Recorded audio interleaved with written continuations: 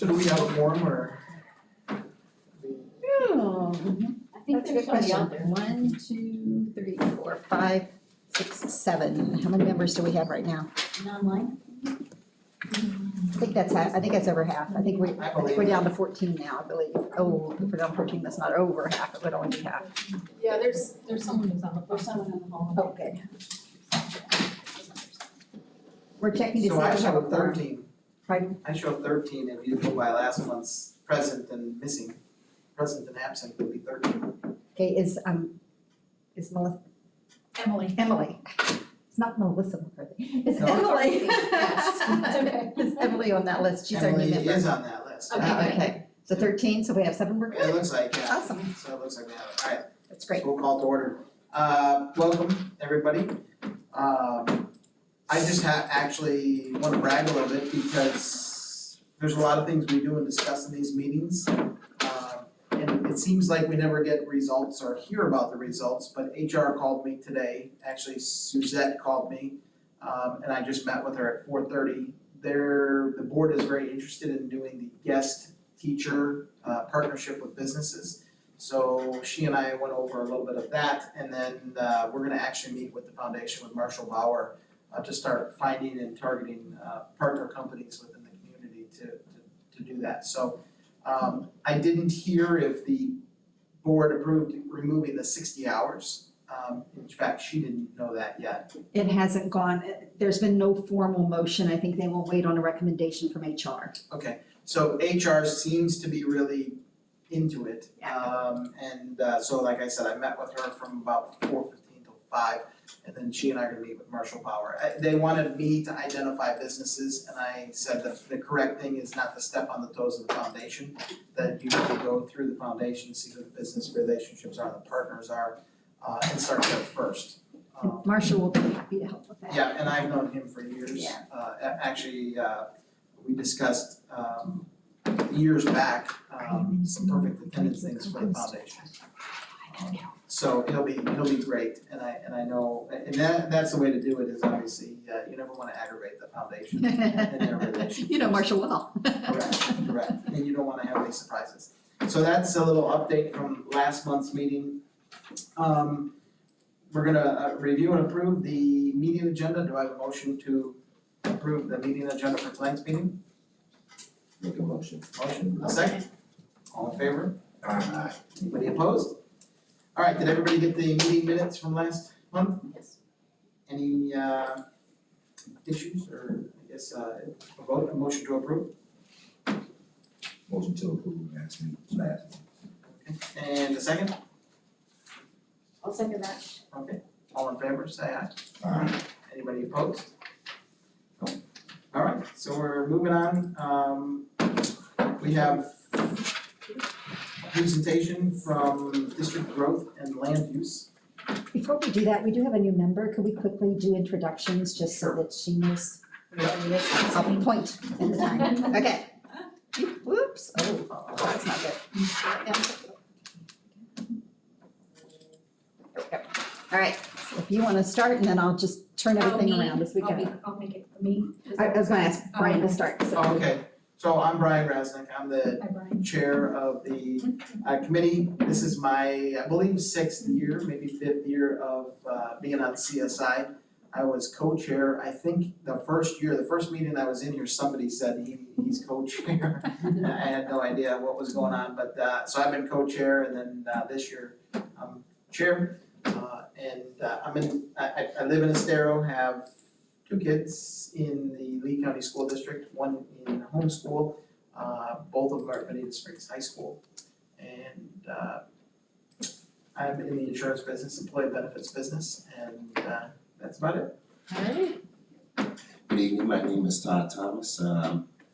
I've been working within the school system for about 25 years, first as a volunteer. Then I've been on the Thomas Edison Regional Science and Administrative Steering Committee for 20 years. I've been a lead part with Sony as we brought technology and we still sponsor the fair 25 years later.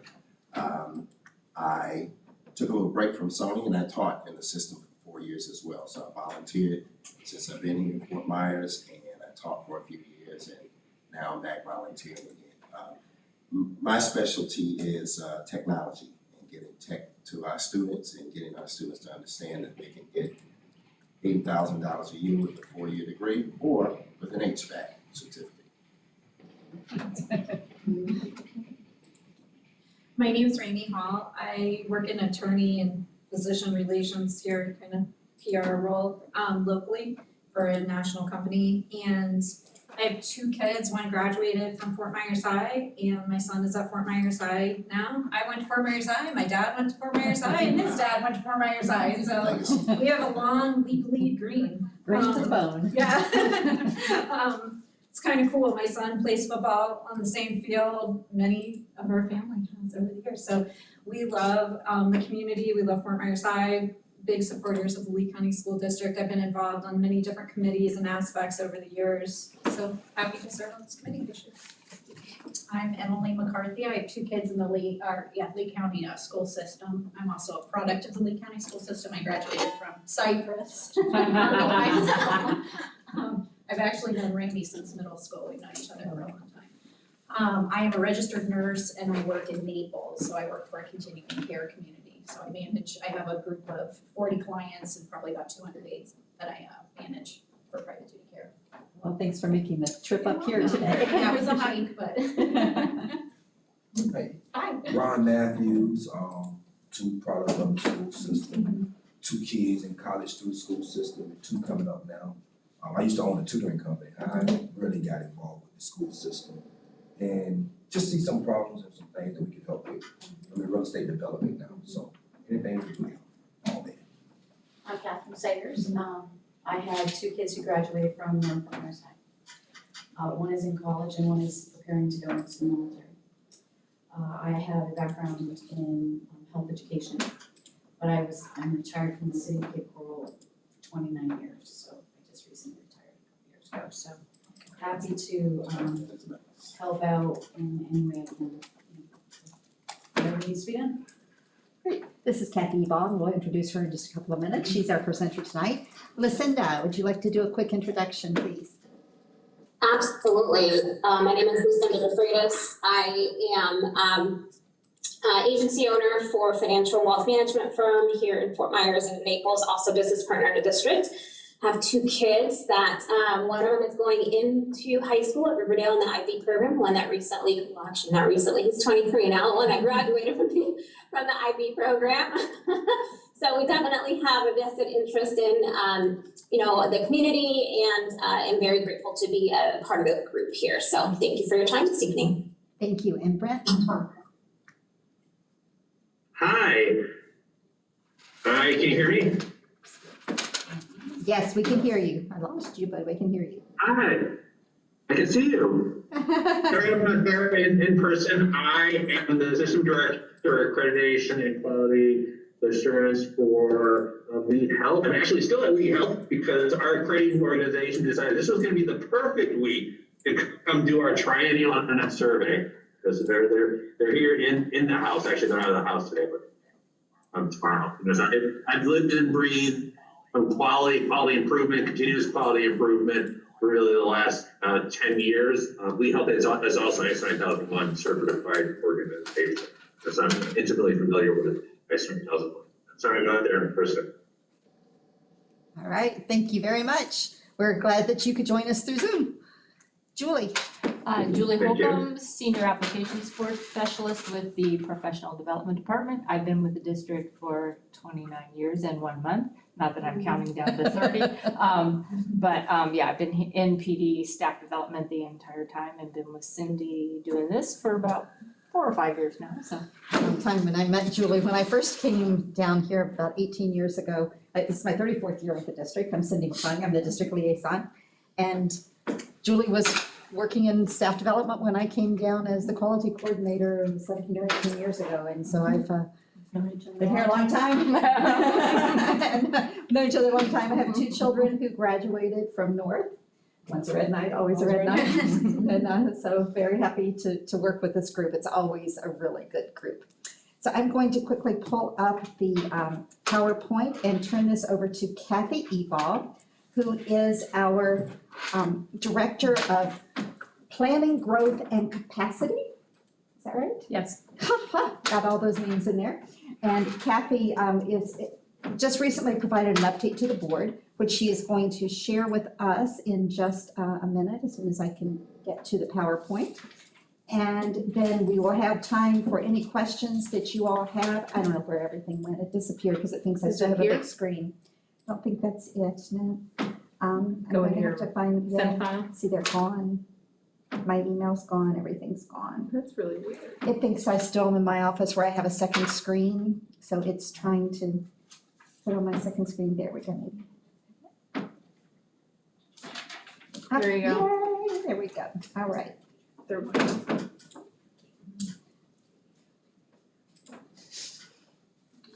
All right, now let's go back to here so we can get to our shared screen. Is Melissa still on the committee?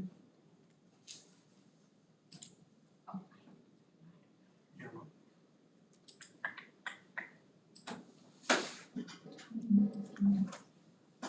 3.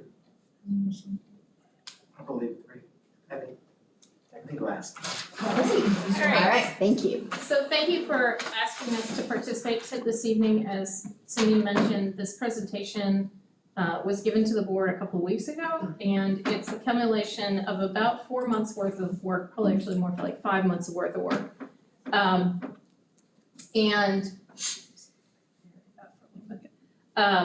So you see that this is a partnership between Davis Demographics, who is the firm that we hire to do our GIS, that's a GIS work, which is a planning tool to help us understand data in a geographical or map sense.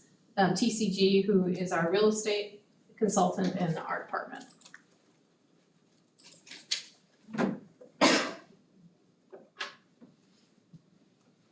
There we go. So the 3 components of the presentation is to first talk about the methodology. How do we develop our information to determine what our future capacities are going to be needing? Then the review of the findings and the review of our capital recommendations. So the first things that we've been working on, we did all of the data collection. We started this back in cycle 2. That's cycle 2 data. When someone asks planning what our enrollment is, we always are using cycle 2 data, because then we can always have a point in time that is the same no matter what we're comparing it against. So if we're comparing, when we in planning are talking about data and talking about enrollment and capacity, we're always looking at that cycle 2 data, which is actually a national standard for school planning. And then we've completed our 10-year forecast, which we're about to show you, and now we're working on a build-out study, which is an evaluation of if all things stay the same, and if in real estate and development things don't stay the same in planning and development, but if all things were to stay the same and we had no comprehensive plan amendments and we had no zoning changes and everything were to be developed just as it is today, what would the build out of our district look like, and how many schools would we need and how much property would we need? Obviously, it's a snapshot in time, but it would give us at least a baseline for today, and then it would need to be updated, and build out studies usually get updated about every 5 years. All right. Okay. So the first thing we do is we break the district down into neighborhood study areas, about 1,100 of them. And these areas can be bigger or smaller depending on the number of properties and lots in there. You can see in a little example of one of the different areas, and you can see some of them are bigger, some of them are smaller. And we look for natural boundaries. We look for street networks, we look for water features, parcel lots. We evaluate density of those areas, and we look at our planning regions. And then we do a 10-year forecast for each of these. And when I say we, I mean Davis Demographics. They did all of this assessment for us. So the way they do their methodology, which is a fairly standard methodology, Davis Demographics is a national firm who specializes in school planning and school data analysis. So they look at birth data in order to determine what a kindergarten class will look like. They look at mobility factors to determine how much change is happening within a district. So mobility is both students coming into our district and then students who are moving from one section of our community to another. And then they come up with either what is called a student yield factor or student generation rate, which is applied to every residential development. And a student yield or a student generation rate is a determination of how many students we expect out of every residential development. And as you're gonna see, even though there's development throughout the county, not every residential development equals the same, at least not for us. So when you're looking at the birth data, our year 2016, that's what our kindergarten class is based on. And you can see over the last 2 decades, you may not be able to tell those numbers, but 2000 is the original number, that our population from birth have risen and gone lower, but we've been for the last decade or so around the 6,000 number. This past year, we were at 67. So we've been relatively stable for the last decade, but clearly before that, we said some highs and lows. And then in terms of our residential data and our student data, we look at every residential development.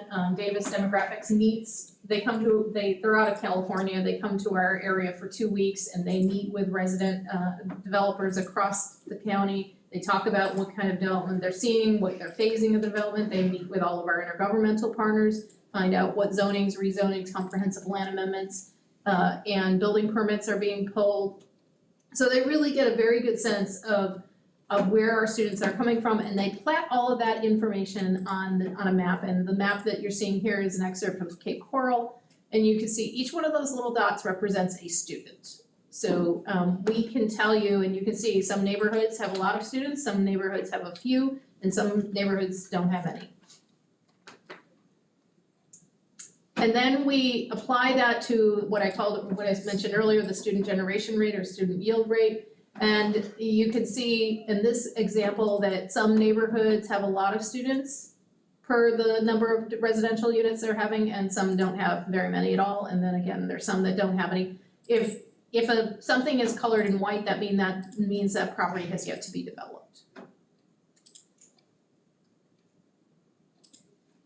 So then we look at housing trends, and we look at the number of housing units that are being built. In the next decade, we expect about 6,500 new units to be developed. In the next 5 years, 43,000 of those will be built. And then in the previous year, we were 40,000. So we're around 40,000 every 5 years. You can see the decade from the 5-year to the 10-year is a little skewed. It's only to about 20,000 new units. And that's because the further you go out, the less development you are certain is happening. Some projects haven't come online yet, some projects aren't being worked on yet. So I would expect that second 5 years is going to increase and be more in the 40,000 range, if not higher, just like our previous 5 and our next 5.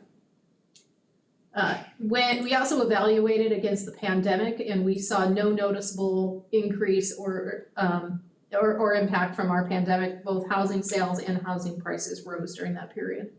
So you don't find any negative impacts? Not in terms of housing. Not in the residential development. There was not for us. If anything, we actually saw an excellent. When you say not for who, you're talking about the Lee County School District? I'm talking about Lee County as a whole. So Lee County had no negative impact from pandemic when it comes to residential development. We saw some communities saw a decrease, some communities saw stalling. There wasn't a lot of development happening, there wasn't a lot of real estate transactions happening. We saw none of that. So the impact on us was negative. There was no impact for us. I mean, we're talking just about development. I'm sure in other areas of the district, they saw impacts. We're specifically talking about development impacts. When you say Lee, you're talking about, again, the Lee County School District or Davis Lee County as a Demographic? whole. Lee County as a whole. Lee County and Lee County School District.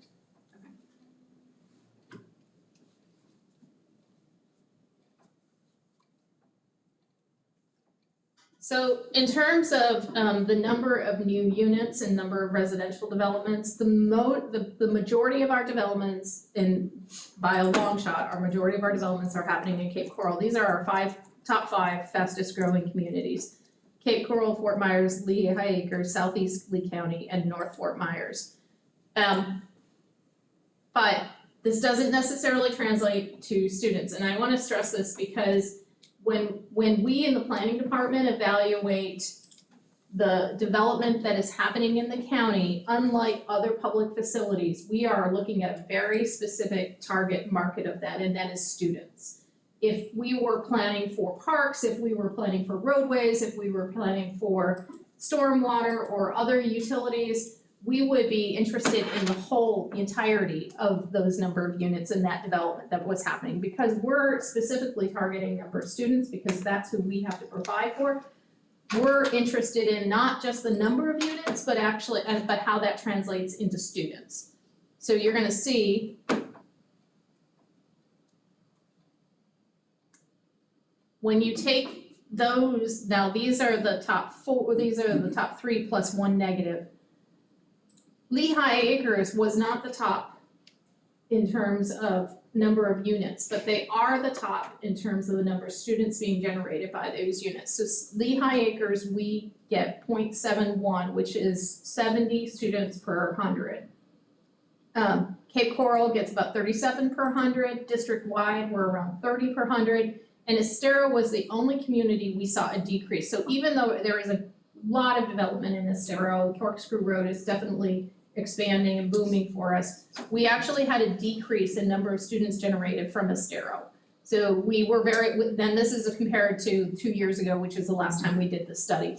So the Estero number 2 years ago was 0.98, it went down to 0.073. So it was low to begin with, and then now it's even lower. But every other community increased. You can see Lehigh had a significant increase from 0.5 up to 0.7. So they had, 2 years ago, there were 50 students per 100 being developed in Lehigh, and now we're at 70.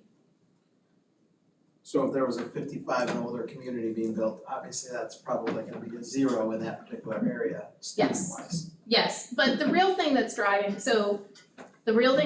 Estero is not that they are 55 and older communities, because they're not. They're not on paper, but they are in de facto. So there's a difference between a 55 and older community that's planned that way, and a 55 and older community that becomes de facto that.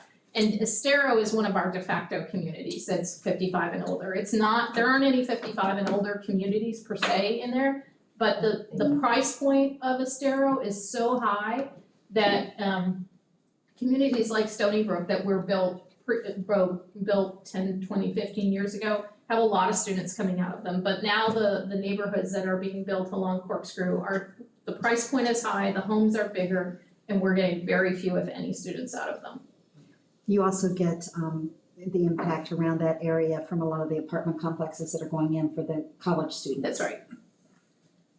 But it's really, the biggest driver is the price point. The higher the price point, the lower the number of students, and you can see that here. Lehigh Acre is our most affordable community, we have our most number of students. Cape Coral is, and again, I'm gonna bring back to this slide because, I'm sorry. Fingers aren't going the right way. Back to this one, because Cape Coral, as I said, had by a long shot the most number of, we are seeing the most number of residential units. But when you look at the student generation rate, it's less than half of what Cape Coral's is. That's still, all that said, Cape Coral is still gonna produce the most number of students because the number of units that we're getting out of Cape Coral is so high that when you apply the student generation rate, even though it's less than Cape Coral, or less than Lehigh Acres, you're still gonna get the most number of students in that community. So now let's look at when you apply the student generation rate, you apply the birth rates, you apply the mobility rates, this is what we're expecting. District-wide, we are expecting about 14,500 new students, about 20% growth.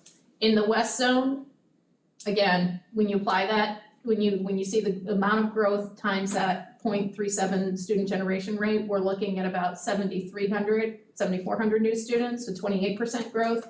The East Zone, which is dominated by the Lehigh Acres area, 64,700 new students, about 20% growth, and then South Zone is very nominal at 600 new students, a 2% growth.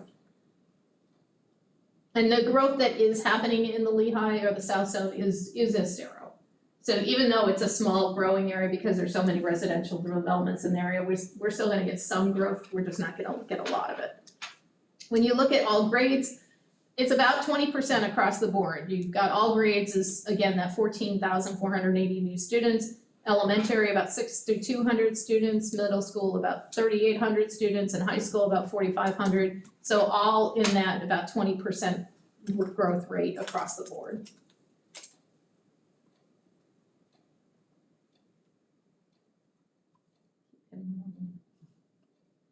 So now we broke it down so you could really see this in a more micro level. We're looking this now in our subzones. So you can see the West Zone 2 is our biggest growing area. That's the Burnt Store corridor that's north of Pine Island Road. It's an area that is booming. The Cape Coral is putting a lot of infrastructure out there, and they're really working to develop that area, and you can see that in the number of students being generated. Then the next one is in East Zone 2, and this is elementary, but when you see the next two sets, you're gonna see a lot of overlap in the highest areas. East Zone 2 and East Zone 3, you're getting about 2,100 total students in those two areas. So that area, again, because of that high student generation rate that you're getting in Lehigh, you are seeing a significant increase in population. The one area that you're seeing a decrease, the -81, that is in the East Zone 1, that's the city of Fort Myers, and it's north Bayshore and North Fort Myers, kind of the eastern part of North Fort Myers. And one of the reasons for a decrease in this area is 55 and older communities. There's a lot of 55 and older communities, not just de facto ones, but actual 55 and older communities in that area. So, and then you can see down in the South Zone, the one area that is really growing, you do have a decent amount of growth in subzone 2 and 3, and that's the Estero communities. We expect in Cape Coral, this East Zone 3 area, south of Pine Island Road, will pretty much be built out in the next 10 years, so that you're gonna see some growth in that area, but not a lot of it. Now, this is our middle school, and again, I told you, you'd see a lot of similarities. West Zone 2, East Zone 2, East Zone 3. Those are your big growth areas. There is a decrease in this one. It's not in East Zone 1 in this one, it's in South Zone 1, but those areas still, not a lot of growth, pretty stagnant, in those kind of core older communities of the county. And that, again, this does not mean, because if you remember the number of units being built, there's a lot of development happening in both of those areas. They're just not generating students for us. So that's why I said when we are evaluating growth and development for the district, we are not only thinking about total number of developments, we're really looking at that student generation rate and understanding how the student generation rate will impact us. Because if we looked at total development, we'd be looking at a very different picture here. And then high school, again, it's West Zone 2, it's East Zone 2, it's East Zone 3, those are our three highest areas. We do have some decrease in South Zone 3, we also see that South Zone 1, that core area of Fort Myers has got a decrease. So, but what does this mean for us moving forward? These are the projects that we are planning to be completed, and when you see them in the 5 and the 10 year, that it doesn't necessarily mean the planning won't start earlier than that. This is when we are expecting opening dates. So Elementary J, that is now called Amansera Elementary. It is a school that we are breaking ground on right as we speak. It will open in 23-24, it'll open next year. What was that? Where's that school located at? Amansera is located adjacent to the new Lambs in Lehigh Acres on Sunrise Boulevard. Gotcha. So Amansera Elementary will open next year. The Innovation School, which is expected to be along the tree line corridor, that will open in 25-26, as will an elementary expansion at VPAA. We are doing a master plan of that campus. The original Lambs was moved to the new Lambs campus on Sunrise. We've renovated the middle school component of it. We aren't increasing the middle school student stations, but because we've now taken middle school student stations out of the original VPAA and moved them over to the older campus, we're gonna be renovating that whole area for an elementary school, and we will be increasing the capacity at the elementary level. Because of that, that school will end up, when it's all completed in 25-26, it will have 3 academies. It'll have a primary academy, which will be grades K through 2. It will have an intermediate academy that will be grades 3 through 5, and then it will have the middle school at 6 through 8. And it's in the 2 younger academies that will be increasing the capacities. In the 10-year in the elementary, we are looking at a West Zone elementary school or a K2, K8. So we may do it as one elementary school, or we may combine the student stations that are needed in the West Zone with middle school and do 2 K8s. That's the board's preference. They would like us to really look at those K8s. We can provide the same number of capacity if we do 2 K8s versus 1 middle school and 1 elementary. So that is still up for discussion. Okay, that's what I was gonna say. For me, it's very concerning that there's no K through 8s on there. I think that we've seen those studies and that research, they're very cost effective and families like them because if they have multiple kids in different grades, they do the one location, one drop off. So that's concerning to me. Another question I have is Can I finish this before? Tech College is in the East Zone, are we not looking at that? Yeah, we are. Okay, So say K. So let me finish it, because there is one there, there's a Lehigh satellite campus. So the innovation school, first of all, is a K8, that's actually pre-K8, so there is one K8 up there, and there is a chance, and that we're looking at it, a lot of it has to do with land. Unfortunately, once something is something else, it can't be a school, so K8s do require more land than an elementary school and a middle school, so a lot of it will come up to whether or not we can find the right land, but we definitely are evaluating. What we're showing here is what capacities that we need, and 10 years, those schools won't start being planned for another 4 years, so we've got some time to think about and find the land for them. In the middle school expansion areas, we're doing a LAMS expansion, that is being done concurrently with the elementary J.M. and Sarah Elementary, it's breaking ground right now. We're gonna be adding another 250 student stations to that campus. The Innovation School, again, that's a part of a K8 program. We will have 2 middle schools in the East Zone, and that's because we don't need, those will be middle schools, although we are looking at the opportunity to develop them as middle schools with a K8 ability to expand in the future. We don't need the elementary student stations today, so we won't be building them as K8s, but we can put in the core facilities and the footprint so that they could become a K8 down the road as more demand is there for new elementary school seats. And then there's middle school student stations that are needed. At the high school level, we've got 2 high schools in the East Zone that are planned. One is in the first 5 years to open in 25-26, one is in the second 10 years, and then a West Zone high school is also going to be needed. At the Tech College level, they're already under construction with an FMT expansion on the current site. We are also in the early design phase of a Cape Coral expansion. That the first part of this expansion is a marine and auto mechanic facility. And then in the 10-year, there's another phase, which will be more traditional college programming and tech programming. The East Zone, there's an FMTC Lehigh satellite campus that will be built on a property that we just bought along 82, which is near the Alico Road corridor expansion, and then we will be expanding the Public Services Academy as well. So now, are there any questions? Wait, I interrupted Ms. Hall, so I want to start with her to see it. What's the address of the Innovation School? I don't have an address because it's a property, it's just a property, the property doesn't give an address. Is it in Acero, Bonita, Fort Myers? It's on Tree Line. So is that Bonita? No, Acero? it's Fort Myers. It's Fort Myers, but is it pretty far out? No, right on. it's near Daniel, it's near where Daniels and Tree Line meet. So based on that data, do we need a school in that location? Yes, because when you look at the proximity zone that we're getting to, that site is needed for the proximity zone.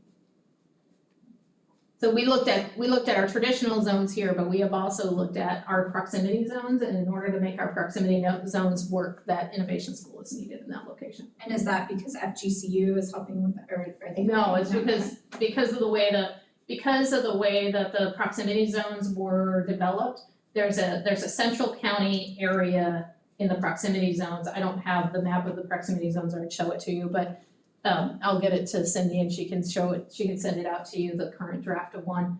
But there's a central county innovation school zone it's J, and without the innovation school in that location, that zone does not work. Could you explain to us what the innovation school is? It's a partnership between us and FGCU.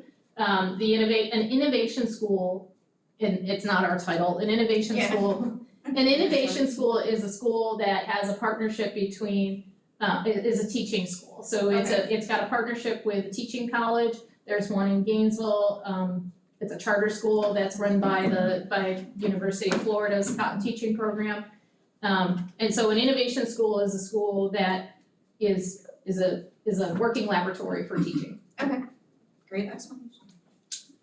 I do have a question about Yes. School choice. Okay. When people have school choice, does that affect when they have where to put their child? Does it affect this at all? Is that ever a consideration if like you want, like my child, I was in the South East Cape, both my children went to Norfolk Myers High. Does that not? Because you're That's part of the basing it- mobility. Right. That's the part of the mobility. Because basically, I live in the Cape, my children went to school in Norfolk Right. Myers, we definitely don't live in the Norfolk Myers area, but a lot of this is based on, do they take that into consideration in terms of who goes to what school? Cause people don't go to neighborhood schools all the time. Right, and that's where the mobility, remember I mentioned that there's three components. We have the birth factor, we have the mobility factor, and then we have the student generation rate factor. The student generation factor and the birth factor are tied to locally to where you live. Right. And the mobility factor is that factor that we evaluate how many kids are moving from one area to go to school in another area. So yes, it is taken into consideration. Okay, I'm sorry, I thought when you said mobility in the presentation, I was thinking like when they moved physically, not daily, you know what I mean? Yeah, Like no, when someone it's- moved into the area. It's both, but it's both. There's two parts of mobility. There's people who are moving in, but it's also people that are moving within the county and using different services from within the county. Yes, I got a couple of questions. Why Okay. is Franklin Park not on there? because it's a rebuild and it's not increasing capacity. Great. Next question. Why is there nothing for Fort Myers itself in the actual city of Fort Myers with all the stuff that's happening in the city of Fort Myers with capacity? Because remember what I said about Fort Myers. Fort Myers is growing. So if I go back a few slides, and this is really slow, so I'm hoping it's gonna bring me back to the right place.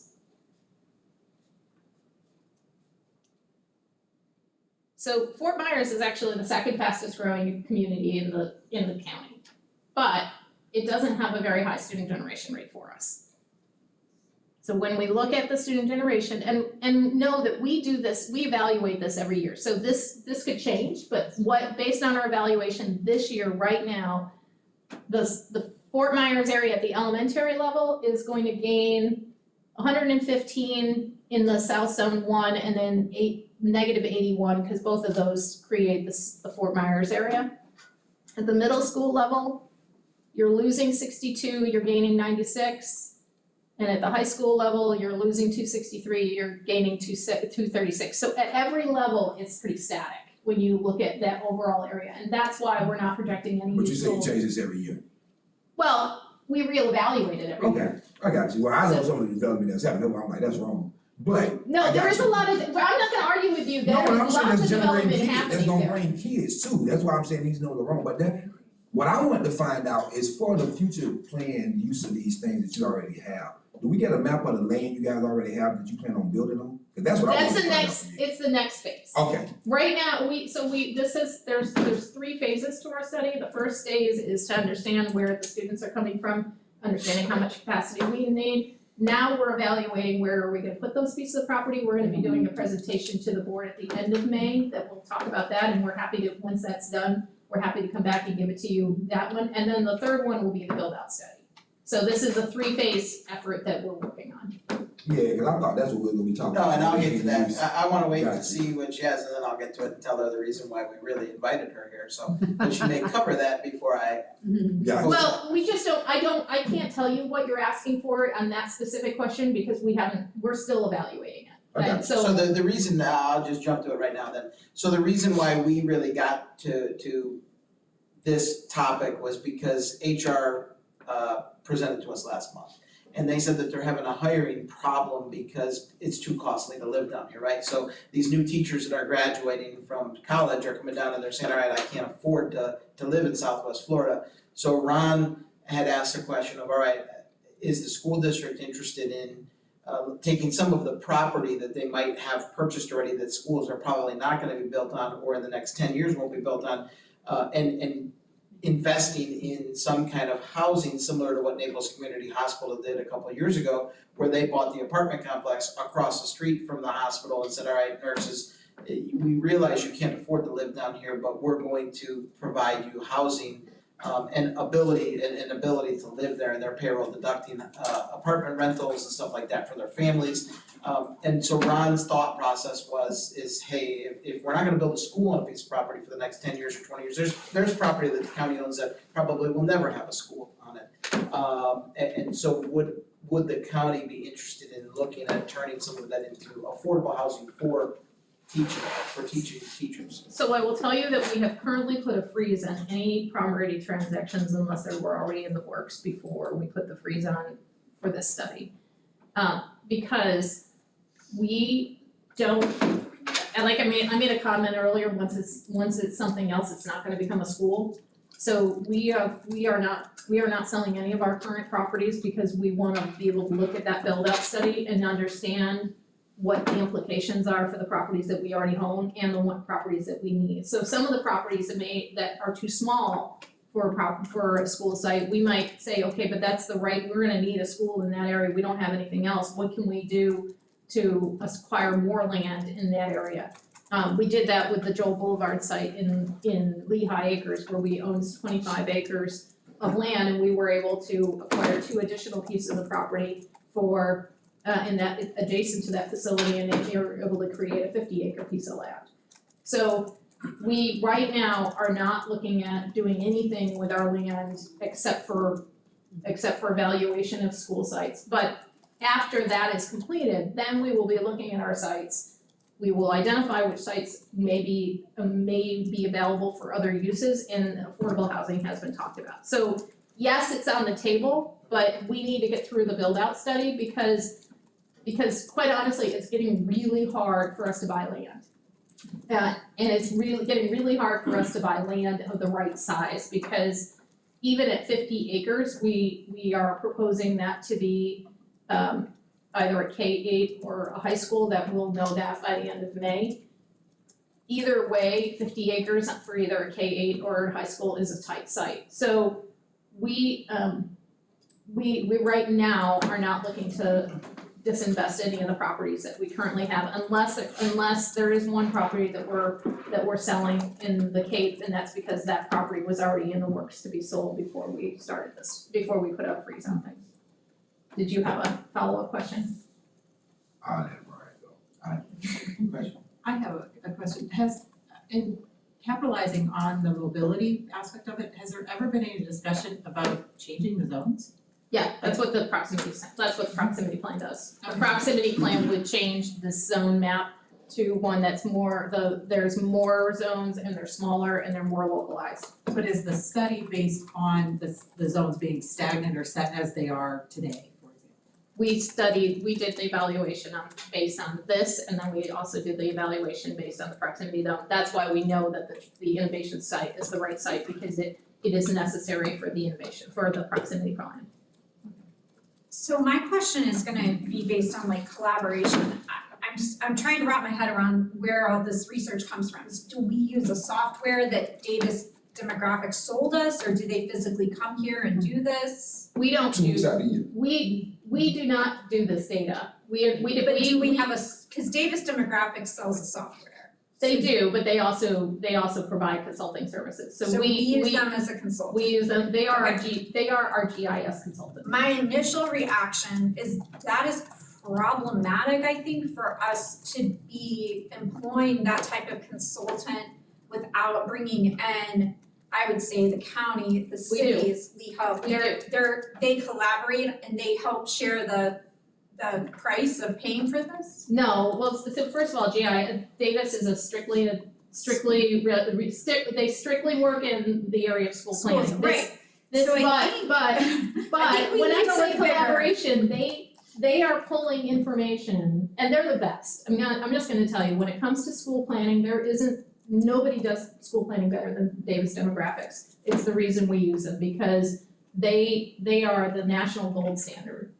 And they know this material better than anybody does. We have tried to hire a GIS person for ourselves, and GIS people are very, to your technology, they're expensive. Yeah. They are expensive people to hire, and we can get more for our resources by hiring a team at Davis Demographics than we could hire if we hired one person to do this work, because it's really, they've got a whole team that's working on this project. I understand that they're the gold standard. I think Lee County is a special situation though with our school choice plan. So I think some of this data just seems off to me, and I mean, look, we were about to build another school in Estero where we didn't need it. And I don't know if that was because, I don't know why we were, but I think we need to be partnering more with the local hospital system, the county, the cities, because they all can use this data. Because I think I agree with him. I think there's kids moving into the city of Fort Myers.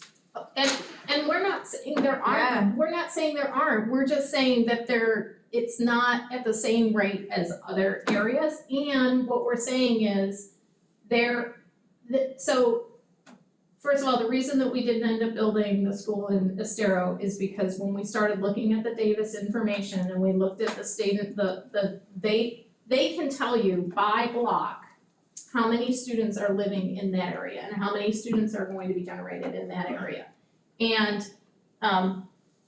when we started looking at the information that we were getting from Davis, that's when we put the stop in that school, because we realized we didn't need it right now. Now, does it mean that we're never gonna need it? No, it absolutely does not mean we're never gonna need it. It just means that right now, the growth that is happening in that area is not student-based. And again, we will update this plan every year.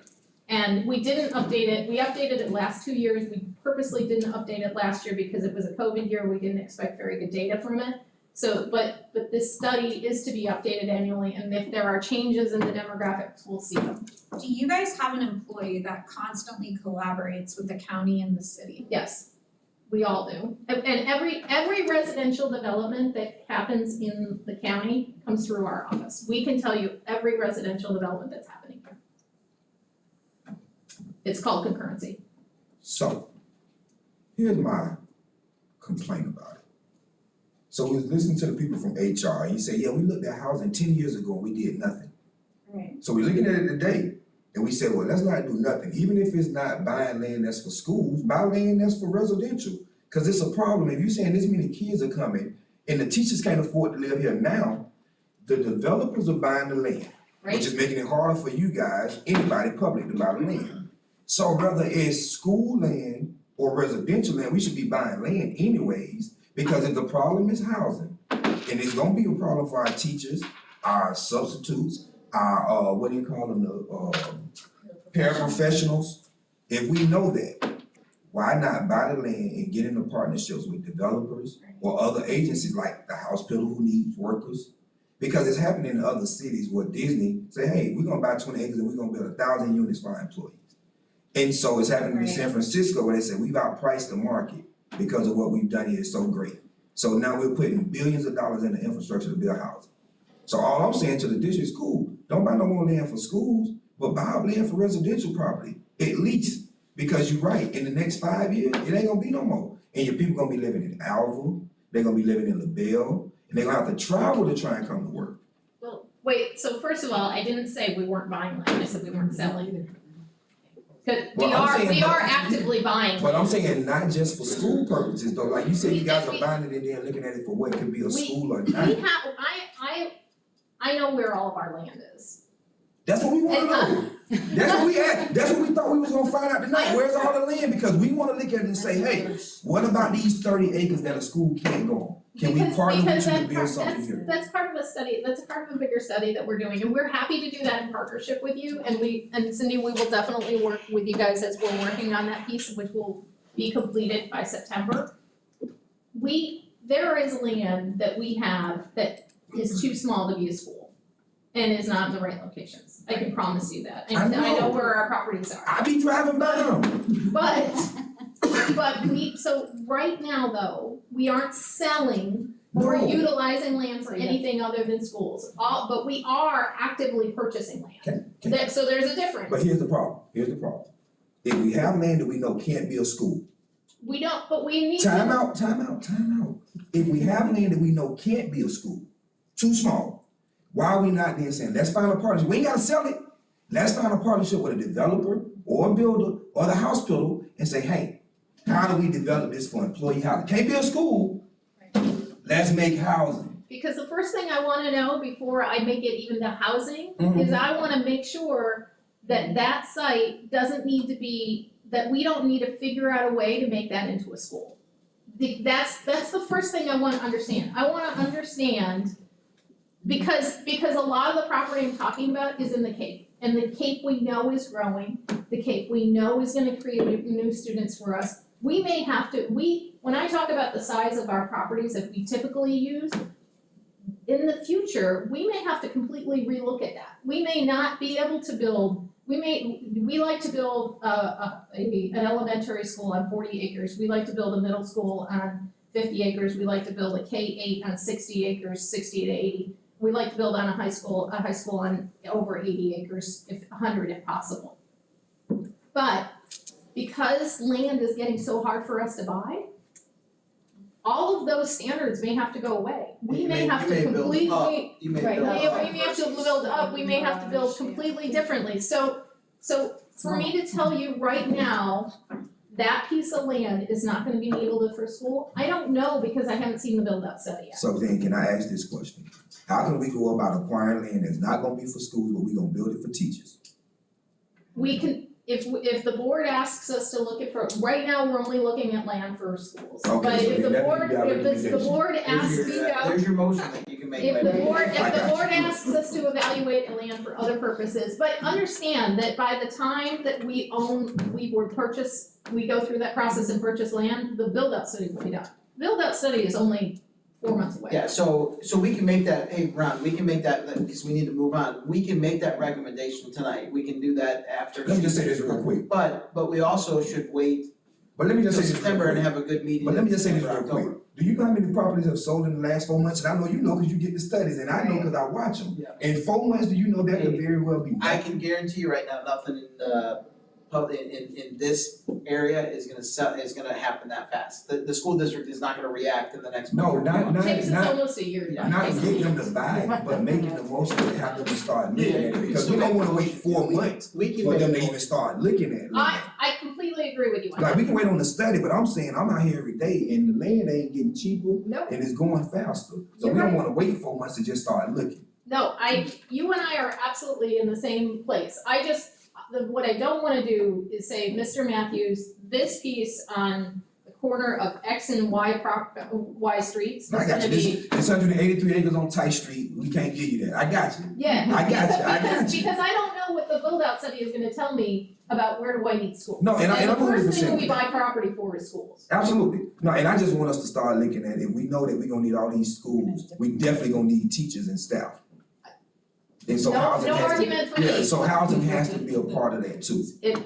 We can absolutely, so we're not, our side of the house is not about education, getting teachers part of it, but I can tell you every time we say we're gonna need a new school and we know that the shortage of teachers, we're like, okay, guys, you're gonna need a school for that.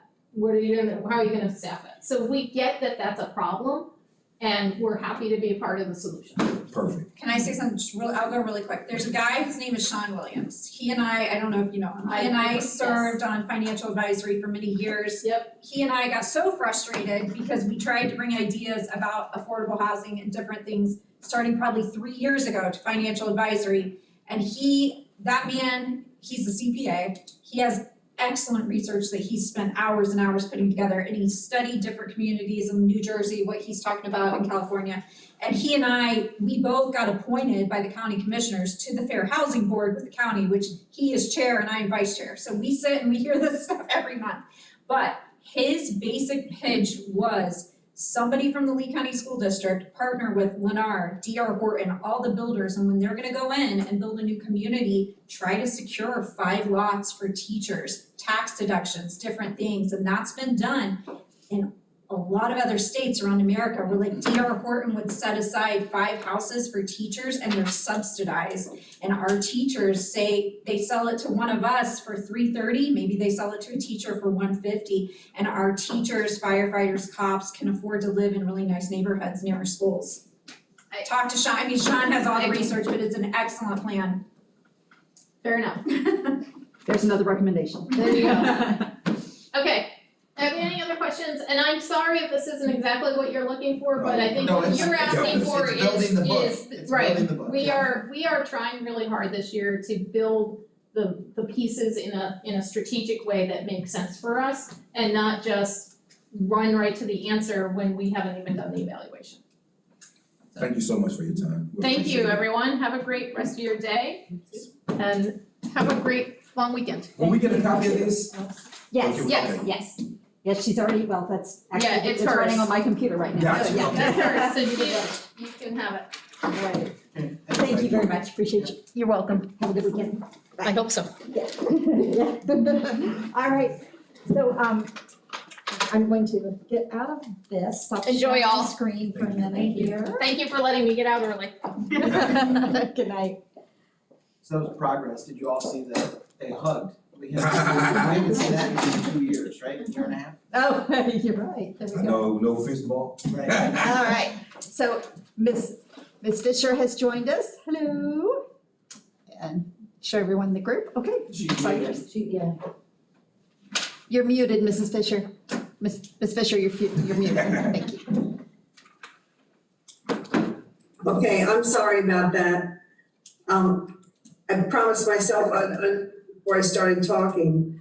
So I thought that was a great presentation, and as a member of the CAPE, I was interested in some of the data that Kathy shared with us.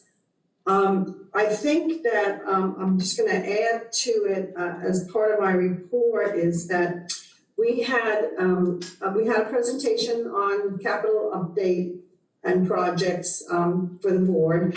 And then yesterday, we had a presentation from Todd Everly, Charlie Pease, and John Roselle on the career and tech plans and project expansions that were mentioned by Ms. Vaughn. So as we're growing in the city of Cape Coral, the city of Cape Coral Department of Economic and Business Development has contracted with Urban Land Institute to create a panel. So they have invited people from around the city and outside the city to help them with a new strategic plan, because they realize that things like land usage and vision for the future and the needs and the expansion and growth that are creating these needs need to be discussed, and that the strategic plan needs to be updated. So they did invite Director Pease to be on the panel, and as well as myself. So we have a lot of, I think Kathy mentioned school concurrency. So we have a lot of partnerships happening. We are working with the county, we are working with the municipalities, and also are being approached by developers. So all of these things that I heard Mr. Matthews, and I know he's an advocate for affordable housing for teachers and other professionals. So I think that we are a work in progress, and like Ms. Vaughn said, the studies are being done, the data is being gathered, Davis is doing a really good job. And we are staying tuned for over the next couple of months to see what further information we have so that we can continue with our planning projects. And that's, I guess, all I'll say about that, except thanks to Ms. Evil for the presentation.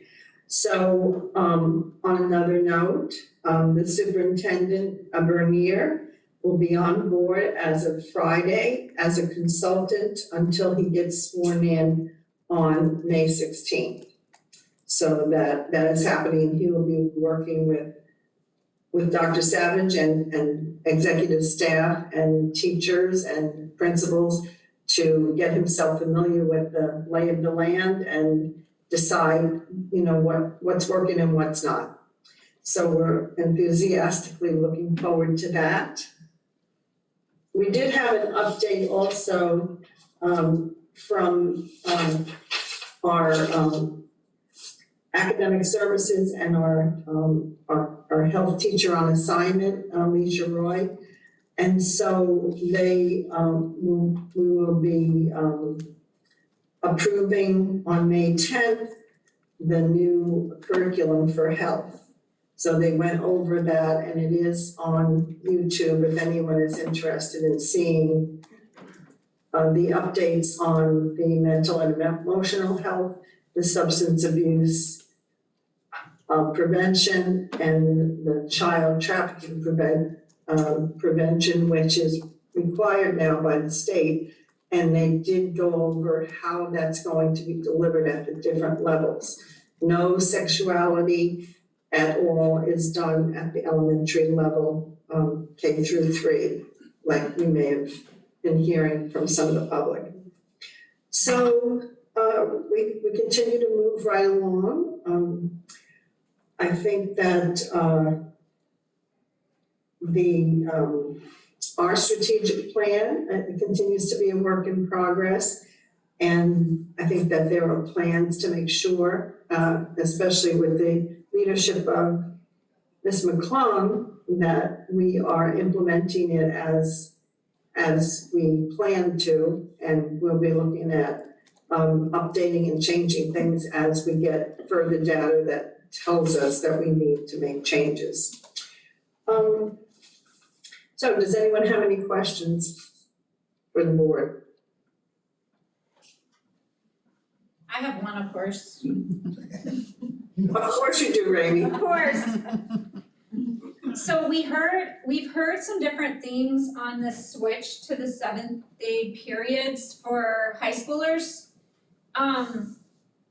I guess I'm gonna encourage the board to follow what's happening very closely at the high schools. I know we were kind of told that kids wouldn't lose electives and have to drop band and different things, but I don't think that's going how you guys thought. I think a lot of kids are gonna lose band and art, and that does not apply to my child, so that I have no personal stake in that. I do not have somebody in the band. But I'm hearing from a lot of guidance counselors and teachers that the bands are gonna get reduced by big numbers in our high schools because the kids don't have the room in their schedule. So I've been questioned about that several times in writing.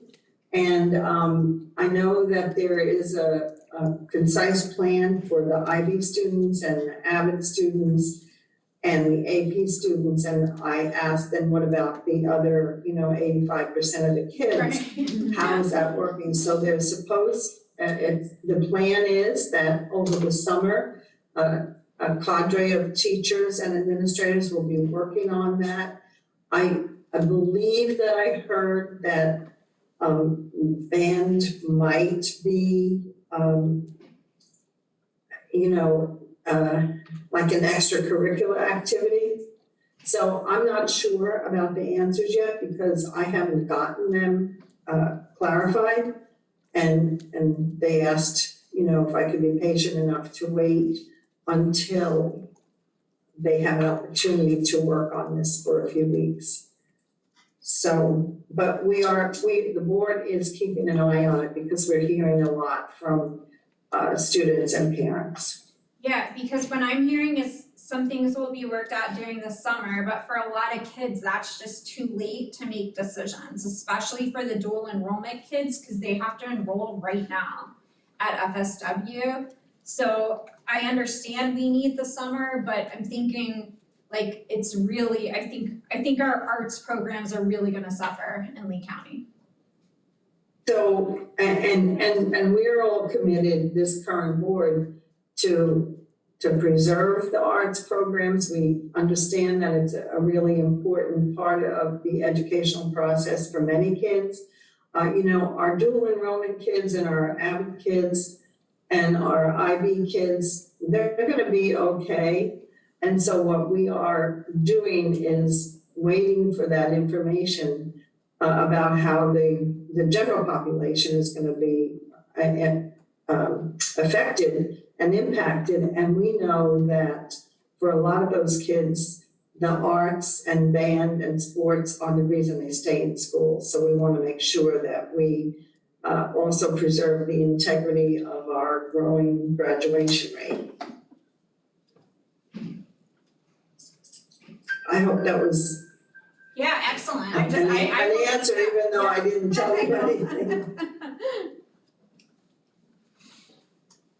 All right, I have one more then, if nobody else does. Okay, next thing is school choice. I've been helping a couple of families. I've gotten involved, I don't even know how, I just meet them and they need help with school choice.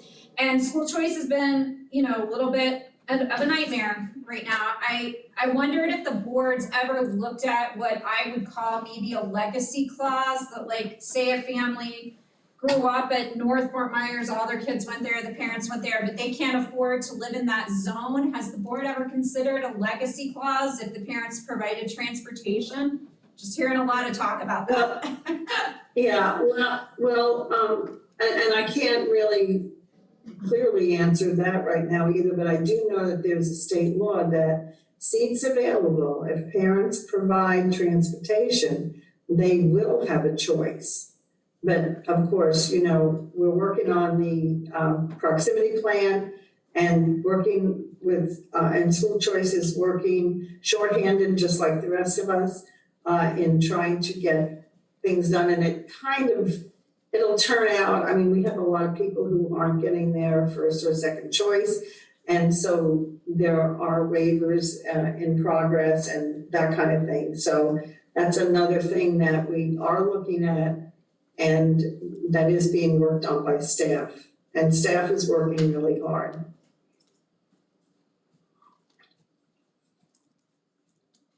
Any other questions?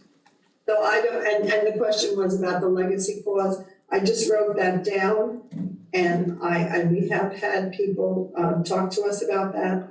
And I will ask that question of Mrs. Rao Okay. I think that makes sense. and the superintendent. Is that something our committee could make a motion on for the board to think about?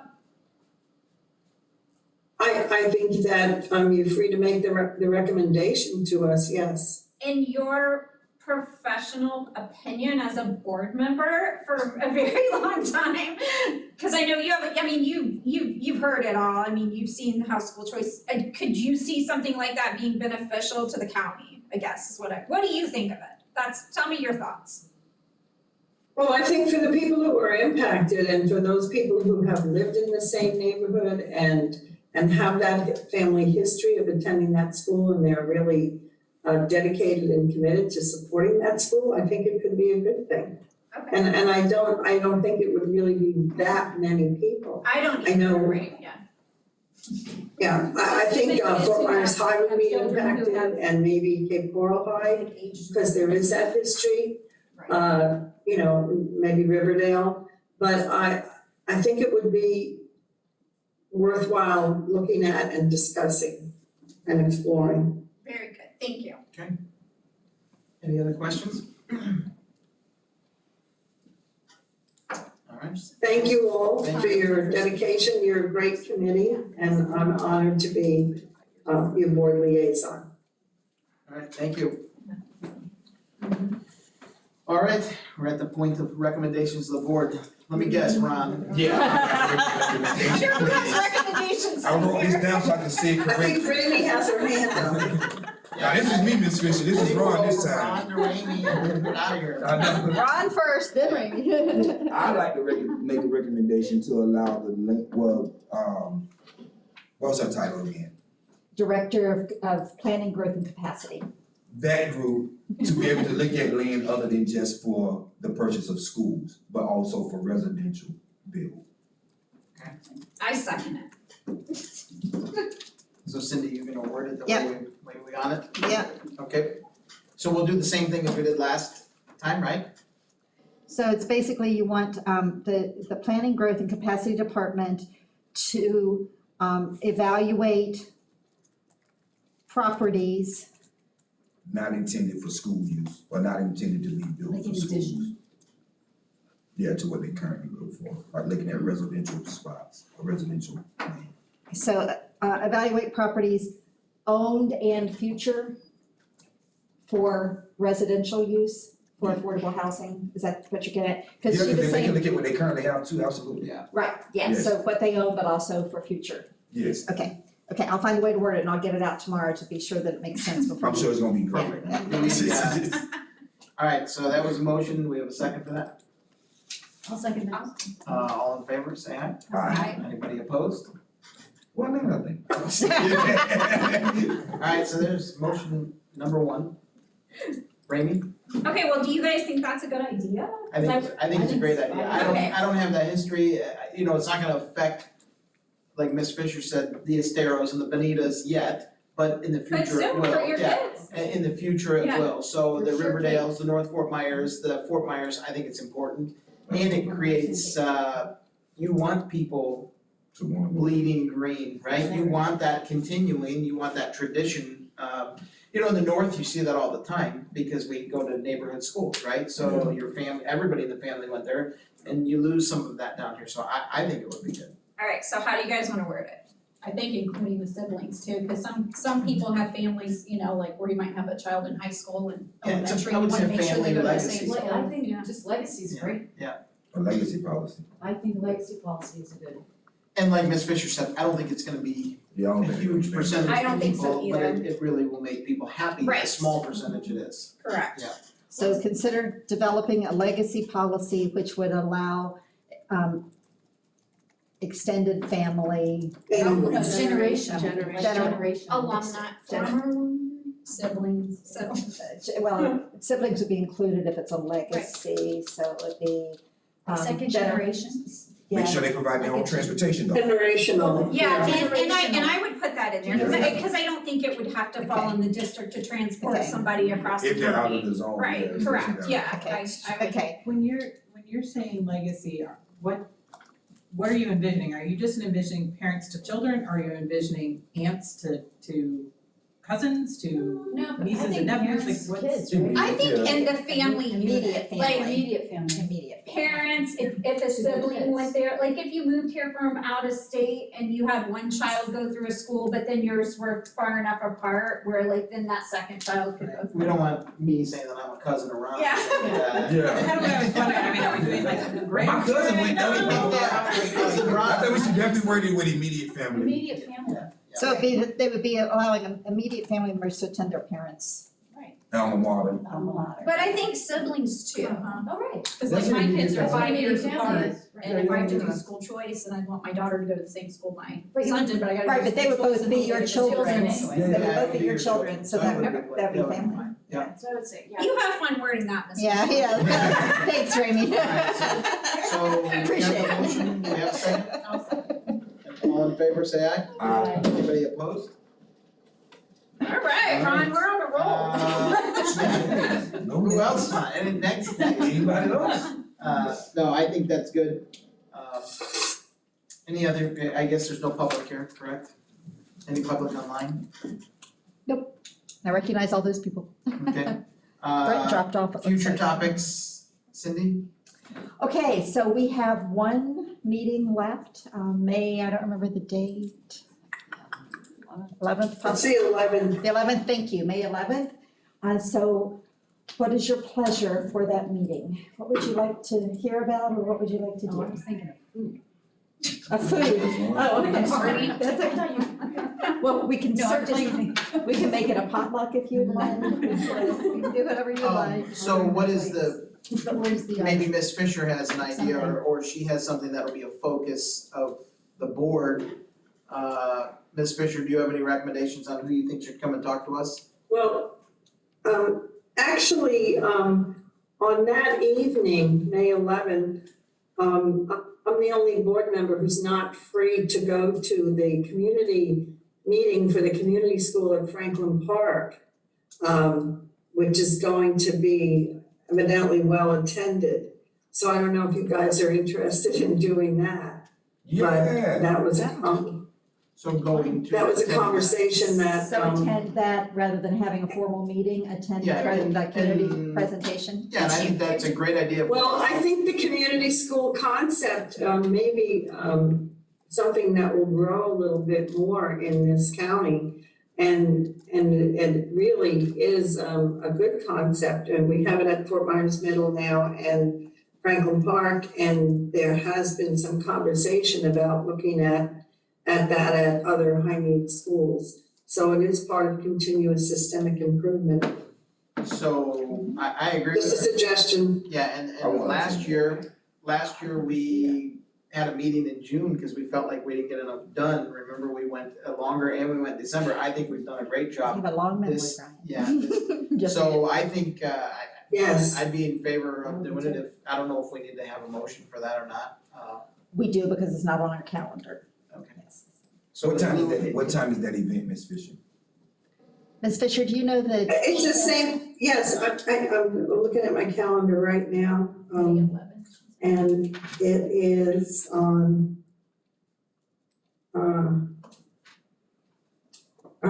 May 11th? sorry, wrong calendar. Oh. That's what she said. Got a lot of calendars.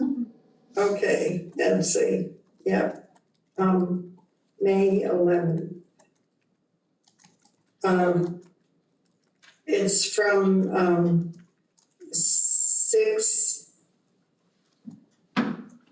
6:30 to 7:30. 6:30. So we would need a motion to have us, in lieu of a meeting here, to attend that event. Yes. Can I ask a question? We have some members that attend on Zoom, so how would that work? Right, I don't think we could nail them on attendance, No. so Okay, they that's can't- okay. Yeah. I was, I have my phone the whole time, and be like, here's that. There you go. Yeah, I think, Somebody live stream it? yeah, so do we have a motion for that? I'll motion for that.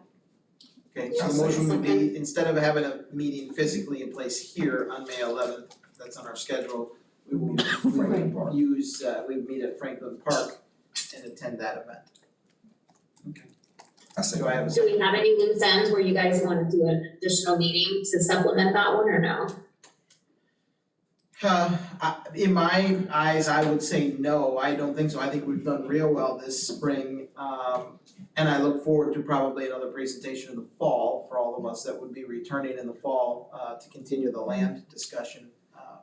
The only thing that that was on the agenda, my agenda for May, was to remind anyone who this is your second year, that it would be the end of your term. We did have a problem this past year where some people reapplied, but they applied before July 1, and that got lost in the system because they rebooted the system July 1. So you will get a formal letter, but if this is your second year, or if you were finishing someone's term that it was their second year, we'll be sure we notify you. But if you're interested in applying again, you would need to apply after July 1 or later. And then the board will look at that in August. They'll look at the openings that are available, and they will make those appointments at the first September board meeting. Yeah, and our first meeting is usually September. September, yeah. So Emily, I don't know who you're replacing, but yeah, I don't know what their term is, if she's a one meeting person and then has to. Julie will be getting that information out to everybody. Yeah, hopefully not. Hopefully it's not a one meeting. So, all right, so would you have that, so we have the motion to eliminate our meeting here physically and attend the Franklin Park meeting. I second that motion. Second. All in favor, say aye. Aye. Anybody opposed? Aye. All right. Any good of the order?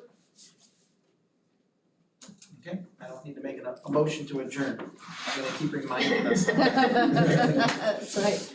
All right, thank you, everybody, and Yep. if I don't see all of you at the Franklin Park event, it has been a pleasure serving with you this year, and I I know, really it went by so appreciate the input quick, you man. guys have had, Like, it thank was a you. quick meeting. Really? Yes, thank you very much, you've all been wonderful. Yes, Thank you. after this event will be in September. Okay. And Yeah, it you will can add that to probably your be the resume.